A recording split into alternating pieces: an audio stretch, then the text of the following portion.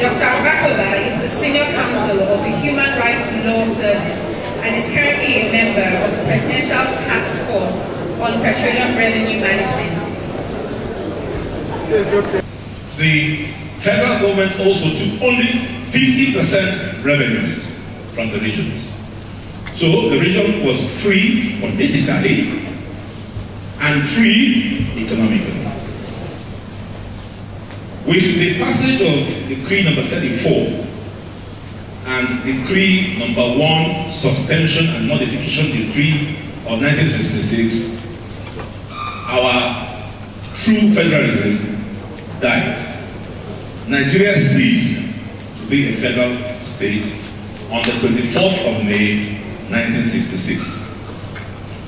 Although we refer to ourselves as a federal republic, we are nothing like that. We are simply a unitary government run from Abuja to the exclusion of the 36 states, the 774 local governments, and the FCT. The current constitution is interesting. I don't know how many of you have read it. How many? Raise your hand. You see, that's very poor. Please get a copy of the Constitution, because I need to have informed people. You see, the discussion here is knowledge. Now, if you read the Constitution, it will shock you to find that there is something called the exclusive list. Remember, I mentioned that in '63, the regions had their own exclusive list, and the federal government could not interfere in that field. Under the Irunsi Gowon military legacy, which continues because our current constitution was given to us by General Abdul Salam, which is why Chief Rotimi Williams says that the constitution that says we the people tells a lie about itself on page 1. It tells it's false to say we the people. And if you listen to all the speakers, there's a certain commonality in what they said, which is we have an uncaring government, disconnected from the people, not interested.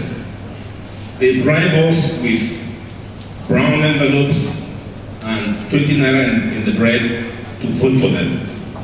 At least we should thank them that they even allow us to vote. Yeah, we should thank them.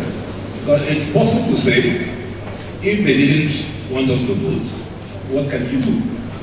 This is the most docile country I've ever seen. With what has happened in the country, millions of us on the streets who are docile. So we have to wake up. We need to wake up. And that requires knowledge. Please make sure we don't only have a Bible, which helps, but the Constitution. Because that's the starting point of political power and empowerment. If you're not empowered, you can't contribute. We are too docile. I remember when we did the 5 million man march. What made me extremely angry? I was sitting drinking my whiskey on my sofa, watching Abacha.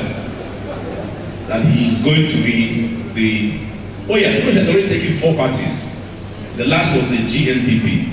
I almost beat my head on the wall. How can a man, one, it's a world record, be presidential candidate of 5 political parties? Then came this silly man called Dan Kanu with his youths endlessly asking for Abacha. He said, no, can't happen. So they planned their own 2 million man march. We planned our own 5 million man march.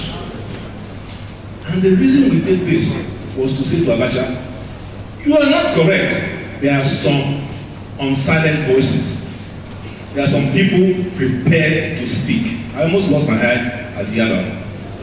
Well, less than 200. But it created the first crack, in my view, of the terror known as Abacha. Subsequently, he died.